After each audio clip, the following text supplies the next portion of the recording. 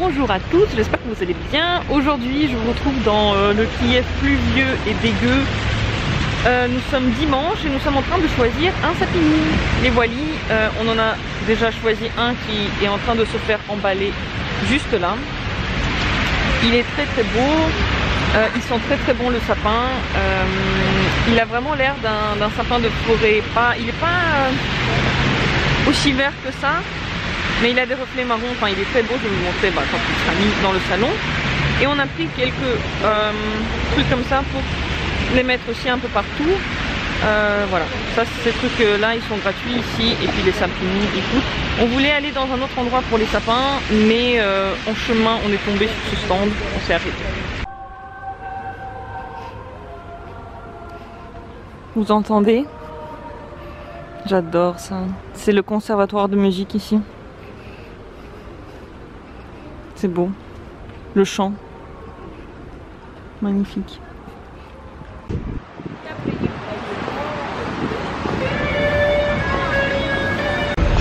Ça, c'est un magasin qui s'appelle le Tsu, qui avant était un magasin très très bien parce que vous pouvez acheter tout à des prix bien.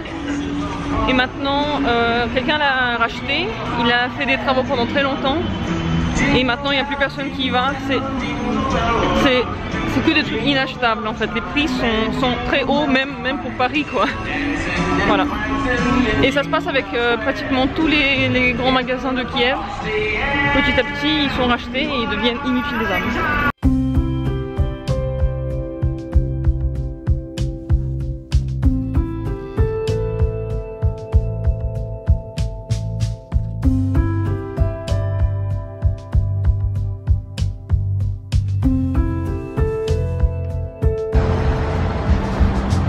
C'est le ministère du développement de l'économie et des échanges internationaux. Ici, il y a l'histoire des guerres qu'a eu l'Ukraine avec des gens qui ont conduit des armées, des gens qui ont été forts, je sais pas, des méconnus quoi. C'est pour montrer un peu aux gens que l'Ukraine aussi a été fort, pour rappeler l'histoire. Et je parle, quand je dis gens, je parle des Ukrainiens parce qu'on a tendance parfois à oublier notre histoire, et à force de nous dire qu'on n'a pas Russie, à quel point on a fait des choses sans Russie et à quel point ouais, le peuple a été fort. Je pense que c'est important de rappeler ça. Ici, c'est la poste, la bande. Ah, c'est joli. Alors, la poste centrale, joliment décorée. C'est trop chou ce petit sapin. C'est fait dans le style du Nussknacker, comment ça s'appelle, du casse-noisette.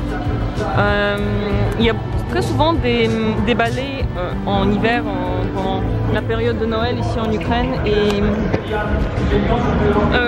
les trucs du genre lac des cygnes bien entendu, mais aussi justement le casse-noisette, c'est les classiques qui passent tous les ans, et presque tous les ans on va les voir. Mais cette année on n'a pas de ticket. C'est dommage parce que les théâtres sont très très beaux, très très bons à Kiev.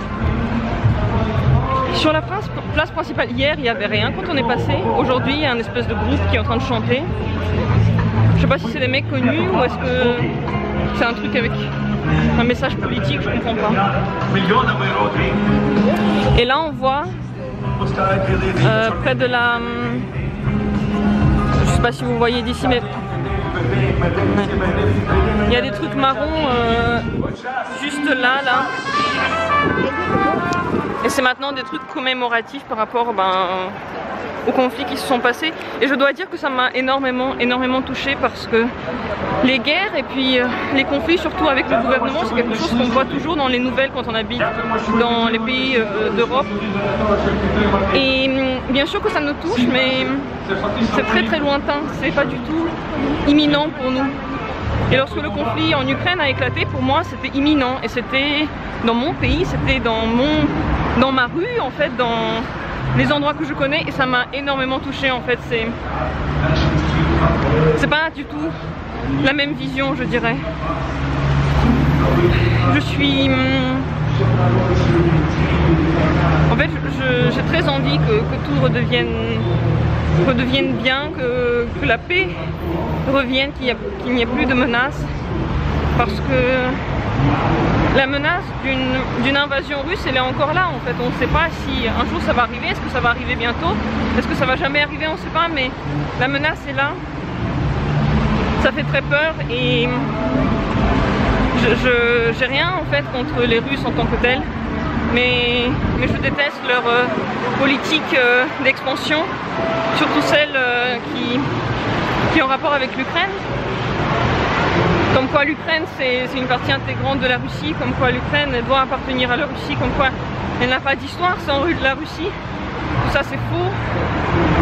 J'aimerais bien que tout le monde le sache, que tout le monde connaisse l'Ukraine comme elle était avant la Russie, parce que avant même que Moscou a été fondée, l'Ukraine elle existait déjà.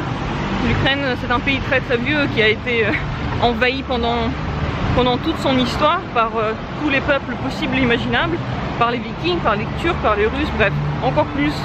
Je les connais pas tous. Bon, l'Allemagne, je me tais parce que c'est vrai que la Seconde Guerre mondiale en URSS a commencé par Kiev.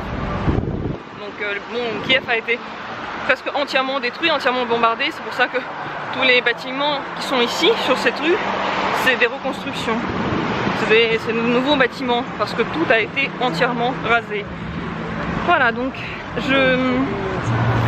je suis vraiment contre cette politique d'expansion. Je trouve que l'Ukraine devrait appartenir à l'Ukraine, ce qui est logique, et que les Ukrainiens devraient pouvoir parler la langue ukrainienne librement, parce qu'avec certains présidents, l'ukrainien était interdit à l'école, il faut dire ce qui est.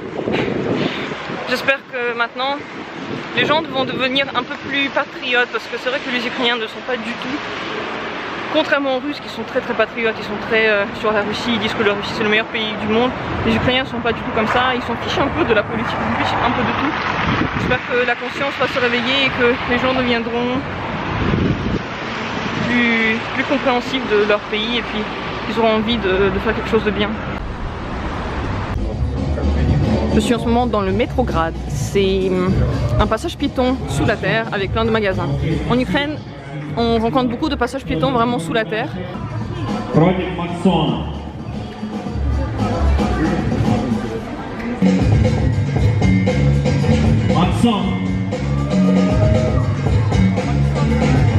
Putain, je vois rien là.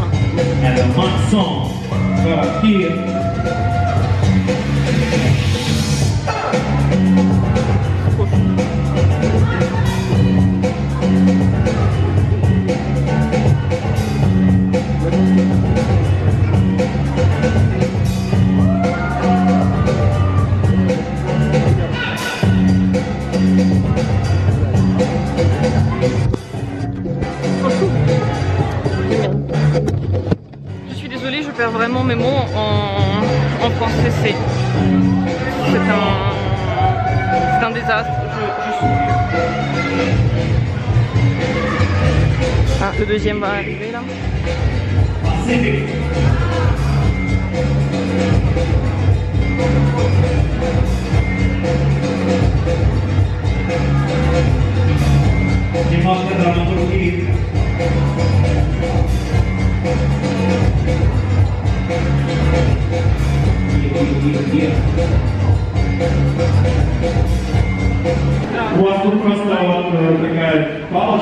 Si vous vous posez la question si cette fourrure est vraie, je vous réponds que oui. En Ukraine, les gens portent des vraies fourrures et on a beaucoup en vente de beaucoup de modèles, styles, bref, c'est l'aubaine ici des fourrures. Il n'y a pas du tout de soucis éthiques pour les gens. Est-ce que c'est parce qu'il fait froid que les gens préfèrent les fourrures? Avant en tout cas c'était sûrement le cas,